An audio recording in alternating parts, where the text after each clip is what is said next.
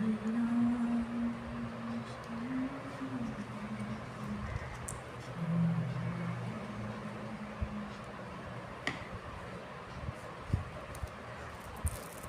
Om. Om Shri Chinmaya Sadguruve Namaha. Gita's words of guidance. Perfect person.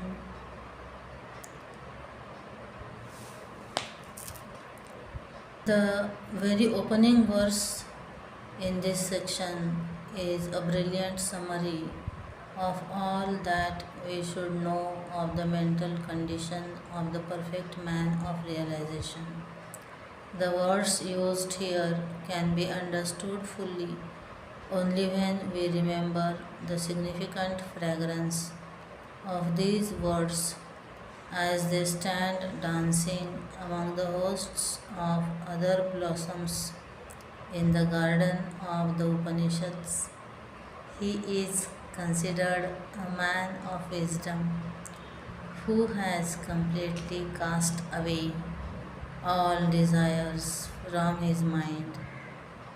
An intellect contaminated by ignorance becomes the breeding ground of desires, and he who has relieved himself of this ignorance through right knowledge gained in perception of the infinite naturally becomes desireless.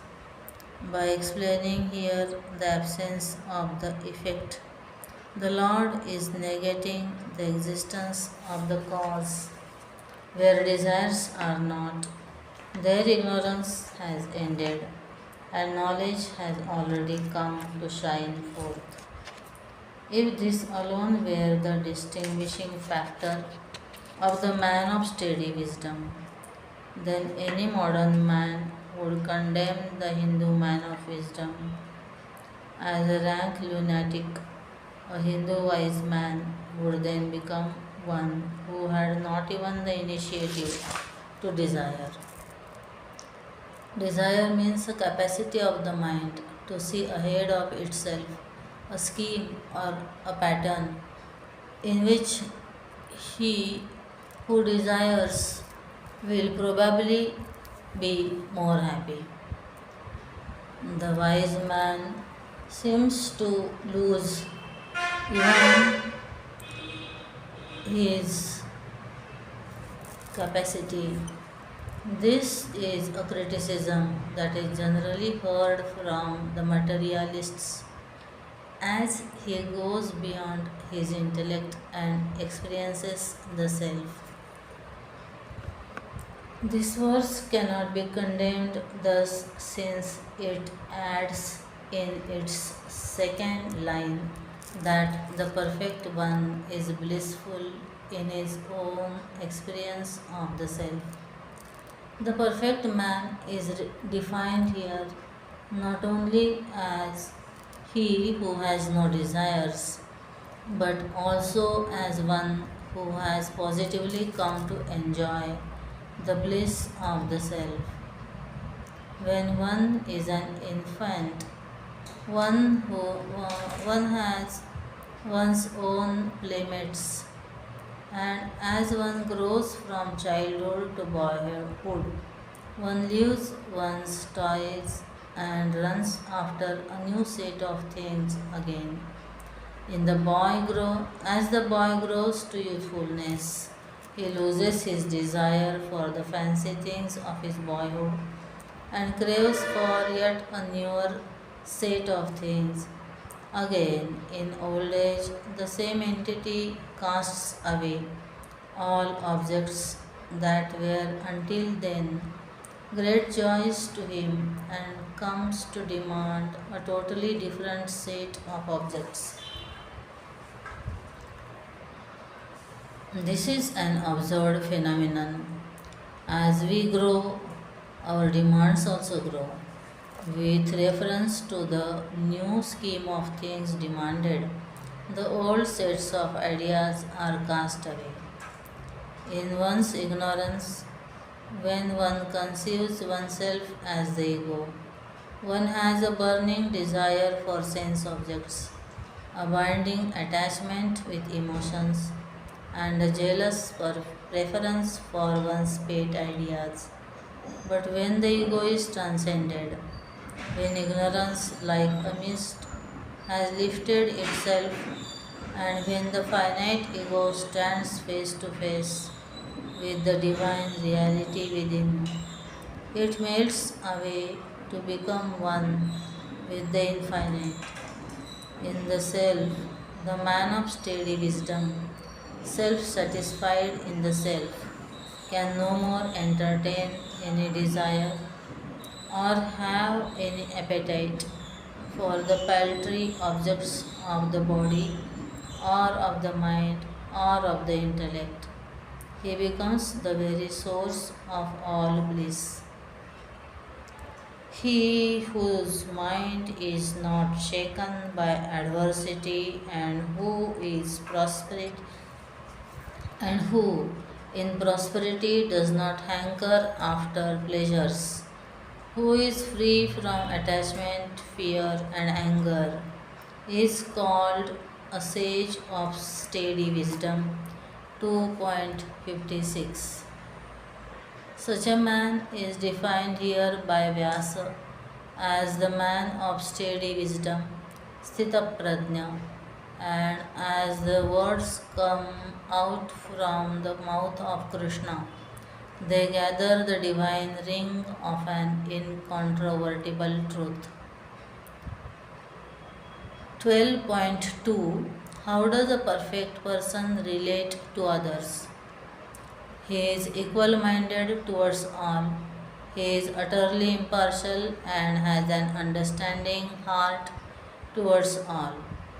He who is of the same mind to the good hearted, friends, enemies, the indifferent, the neutral, the hateful, relatives, the righteous and the unrighteous, he excels.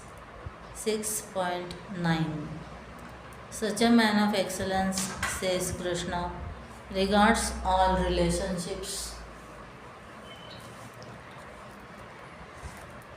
with an equal love and consideration, be they friends or foes, indifferent or neutral, hateful or nearest relations. In his equal vision, all of them are equally important, and he embraces in his infinitude all of them with the same warmth and ardor. His love knows no distinction between the righteous and the unrighteous, the good and the bad.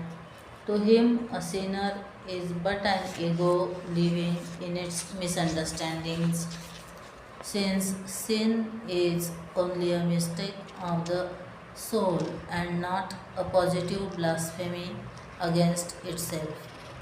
Ramatirtha beautifully expresses it when he says that we are punished by the sin and not for it. In the right understanding of his own self and the resulting realization of his own self, he becomes the self everywhere. He discovers a unity in the perceived diversity and a subtle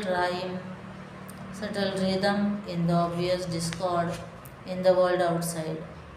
To him who has realized himself to be the self, which is all pervading, the entire universe becomes his own self, and therefore his relationship with every other part of the universe is equal and the same.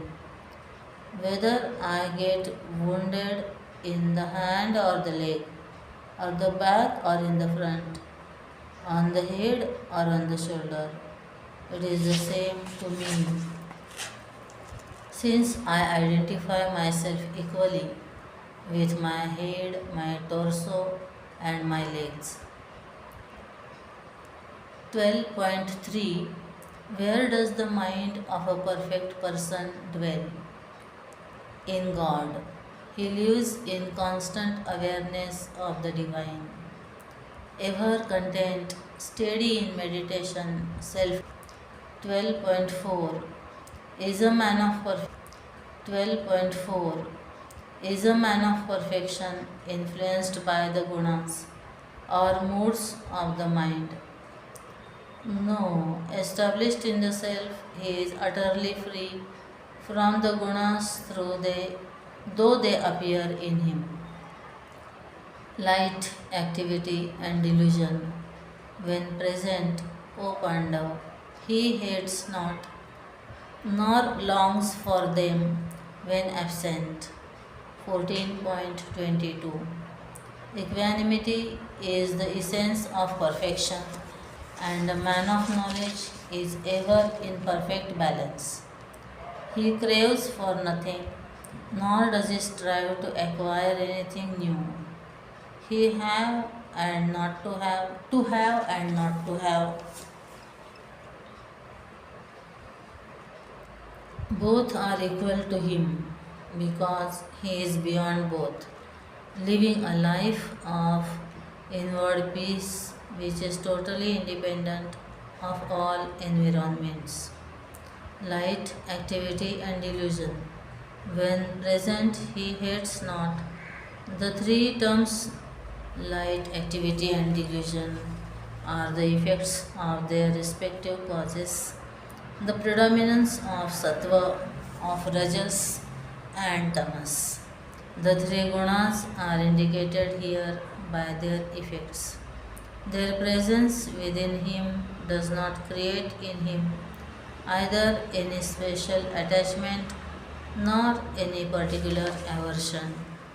Whether his mind and intellect are under the influence of rajas or tamas, even when he feels agitated or deluded, he is not in the least affected by them, and therefore he hates them not.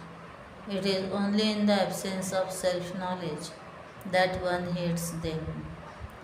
He who has risen above the gunas is affected when they appear in his mind, gunas, and they together or severally have nothing to offer him which he has not already gained. To a millionaire, it is immaterial whether or not he gets by chance a coin on the roadside. He may stoop down and pick it up, but he would never congratulate himself for it as a poor man would under the same circumstances. Next chapter, Evolving. 13.1 What are the signs of spiritual growth? When a person finds in himself love towards God and enjoys talking, hearing, and singing about God, it is understood that he is growing spiritually. Always glorifying me, striving firm in vows, prostrating before me, and always steadfast. They worship me with devotion. 9.14 Indeed, to adore an ideal with reverence and devotion, and to sing his glories at all times, continuously is the silent act of a mind that has fully opened up to appreciate the ideal that one has learned to glorify. Just as a blue street light adds a blue tingy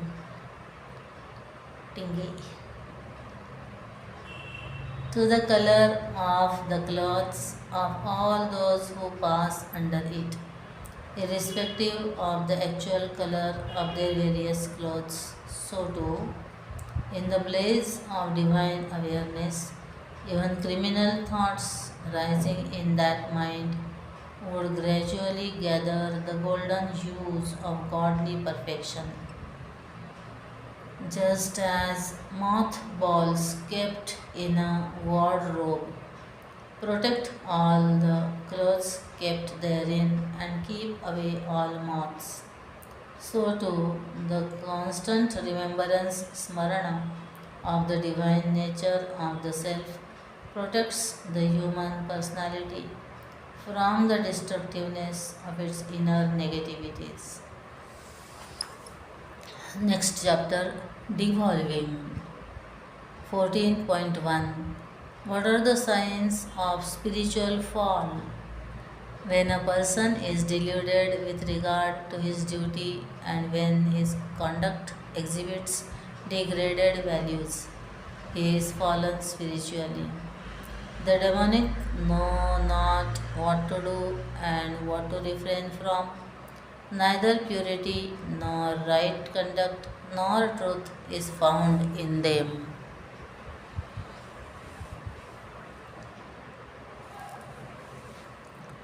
16.7. The list enumerating the negative tendencies of the fallen starts with the idea of ignorance.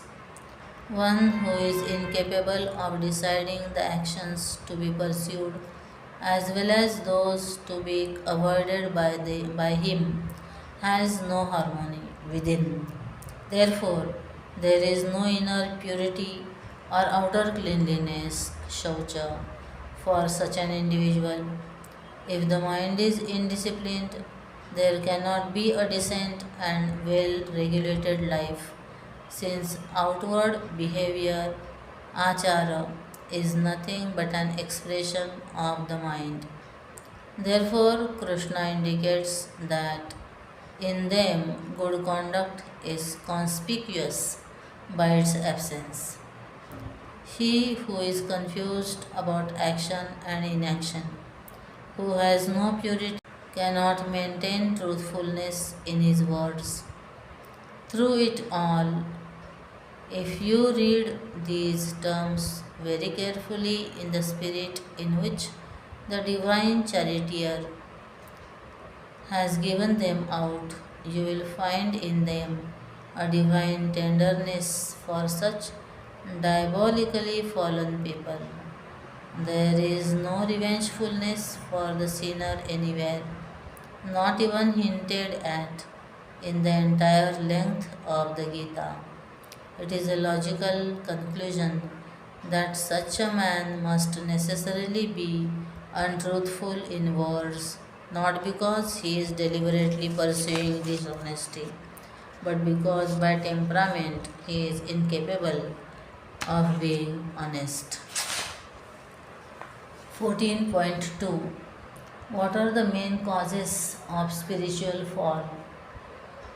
Man's yielding to desire, anger, and greed brings about his soul's devolution, and that gift which is given with a view to receiving in return or looking for fruit again or reluctantly is held to be rajasic. Desire, anger, and greed.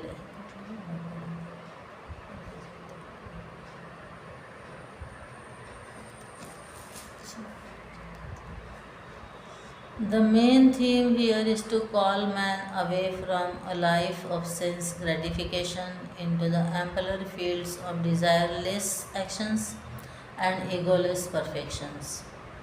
Where there is desire, anger is natural corollary.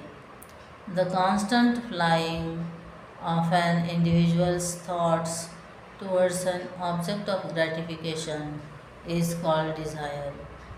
And when the steady flow of these thoughts of aggrandizement and possession are deflected by some obstacle, the refracted thoughts are called anger. When disappointed in desire gratifications, a storm of revolt rises in the mind, as a consequence of which anger soars up to toss, wreck, and sink the boat of life. If anger is thus the thought storm arising in our mind at the disappointment of a desire, greed is the erosion of our mental strength and inner peace as desires are increasingly satiated.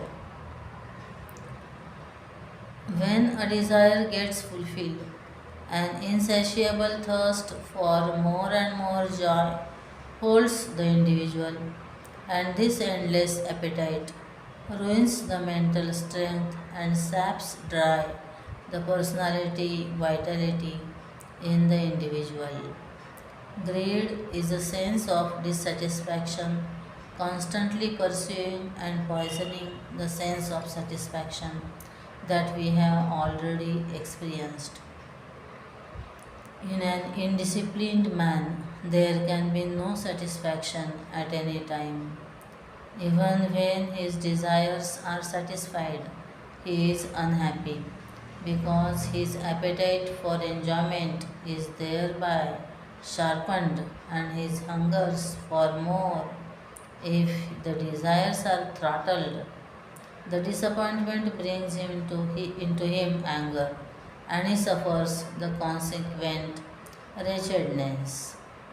If this logic about the action and interaction between desire, anger, and greed is accepted, then we are forced to accept Krishna's conclusion in this verse. Therefore, we should forsake these three. Stagnation. Next chapter, stagnation. 15.1. What are the signs of important spiritual stagnation? Heavy tamas makes one not only err but also fail to recognize the error. But that knowledge which clings to one single effect as if it were the whole, without reason, without foundation in truth, and narrow, that is declared to be tamasic, dull. 18.22. An intellect smothered by the dulling effects of extreme tamas clings to one single effect as though it were the whole, never inquiring into its cause. The knowledge of the dull is painted here as that belonging to the lowest type of spiritual seeker. Such seekers are generally fanatic in their faith and in their devotion, in their views and values in life. They never inquire into and try to discover the cause of things and happenings. They are unreasonable, ahay to come. Shankara comments upon this word and declares it to mean not founded on reason. The knowledge of the dull recognizes only the effects but ignores their unavoidable causes. Looking through such a confused intellect, loaded with fixed ideas, the dull not as they are and judge it all incorrectly. Pilgrimage to the greater possibilities within himself, and naturally he comes to evolve through what Krishna terms here as sacrifice of wisdom, jnana yajna. In a yajna, Lord, fire is invoked in the sacrificial trough, and into it are offered oblations by the devotees. From this analogy, the term Jnana Yajna has been originally coined and used in the Gita. Study of the scriptures and regular contemplation upon their deep significance kindle the fire of knowledge in us, and into this the intelligent seeker offers as his oblation his own false values and negative tendencies. This is the significance of the metaphorical phrase Jnana Yajna. Therefore, here the Lord admits but a truth in the spiritual science when he declares that those who study the Gita, that is, contemplate upon its meaning and understand it thoroughly, and those who can, at the altars of their well kindled understanding, sacrifice their own egocentric misconceptions about themselves and about the world around them, are certainly the greatest devotees of the infinite. When a rusty key is heated in fire, the rust falls off and the key regains its original brightness. So too our personality, when reacted with the knowledge of the Gita, is chastened, since our wrong tendencies, unhealthy vasanas, and false sense of ego, which have risen from false knowledge, ajnan, all get burned up in right knowledge, jnana. Next chapter. Okay, next chapter. The teacher taught tradition. From teacher to taught, the tradition of passing on knowledge is eternal. The first chapter is the Lord who, the first teacher is the Lord who is the source of all knowledge. The story goes that man sought happiness by exploring the various objects in the world. After searching in vain for happiness everywhere, on the mountain and beyond the seas, he approached the Lord, admitting defeat. The Lord smiled, saying, "My child, man is the summum bonum of my creation. I have given him all my power, but have hidden the key to my kingdom where only the deserving would find it. I could have placed the key any place in my creation. Anyone using the mind and intellect I have gifted could have found it, even if I had placed it on another planet. So I have placed this priceless treasure in the every person's heart where nobody would normally look. This treasure is available to any child of mine who really wants it and works for it. It is beyond the mind and intellect, beyond the ego.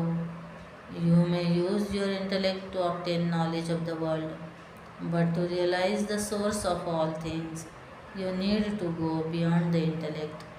Go, my child, go, my children, and discover what is already yours. The Bhagavad Gita says that the Lord taught this imperishable secret to Lord Sun, who denotes the beginning of time and creation, who taught it to Manu, the first man. The subjective knowledge of Vedanta has been passed down from the mystic sages to those deserving students who sought to realize nothing but the ultimate truth. This tradition of passing knowledge from the teacher to the taught is known as Guru Shishya Parampara. In Chinmay Mission, the Guru Shishya Parampara tradition is being continued from teacher to taught. Swami Chinmayananda was first introduced to Vedanta by Swami Shivananda and then underwent years of discipline training under Swami Tapovanam. He then passed on this knowledge to deserving students such as Swami Tejomayananda, the then head of Chinmay Mission worldwide.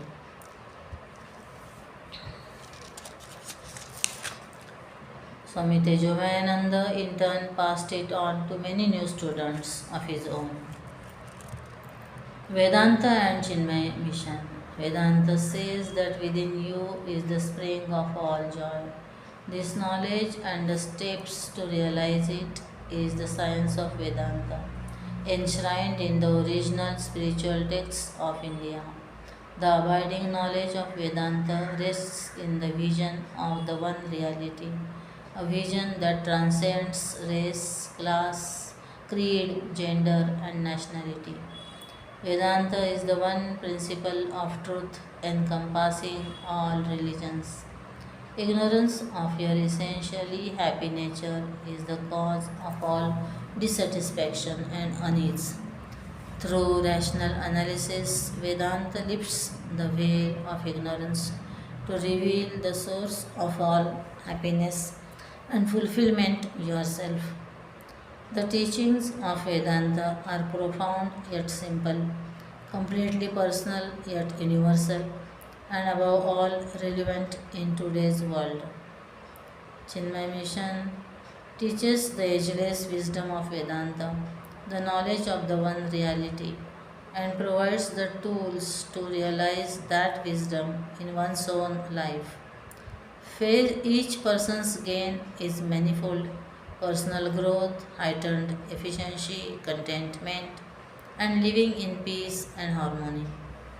Chinmay Mission's teachers unfold Vedanta in the traditional style of India's sages, quoting the original scriptural verses but then interpreting them in English using contemporary examples and analogies. They logically explain age old values and truths to make them relevant in today's world. In the forum of Vedanta, blind belief has no place.